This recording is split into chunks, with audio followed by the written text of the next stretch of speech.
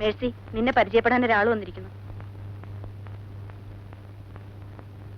ഇത് mister Varma, Ravi Varma, proprietor Varmas advertising company.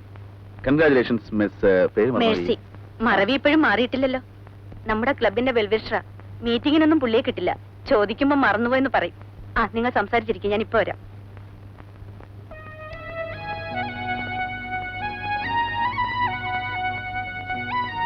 ഇനി ഈ പേര് ഞാൻ മറക്കില്ല, ഈ രൂപവും. നൃത്തം നന്നായിരിക്കുന്നു എന്ന് പറഞ്ഞാൽ അത് ആത്മാർത്ഥതയില്ലാത്ത ഒരു പ്രശംസയായി പോകും.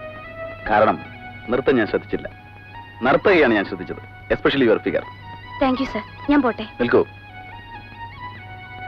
ഫിഗറിനെ പറ്റി പറഞ്ഞതുകൊണ്ട് തെറ്റിദ്ധരിക്കരുത്. ഞാൻ ധാരാളം പെൺകുട്ടികളെ ദിവസവും കാണാറുണ്ട്. ഐ മീൻ, എന്റെ കമ്പനിയിൽ പരസ്യത്തിന് വേണ്ടി വരുന്ന മോഡലുകളെ. പൂർണ്ണ തൃപ്തി ഉണ്ടായിട്ടല്ല, നിവൃത്തിയില്ലാത്തതുകൊണ്ട് അഡ്ജസ്റ്റ് ചെയ്തു പോകുന്നു.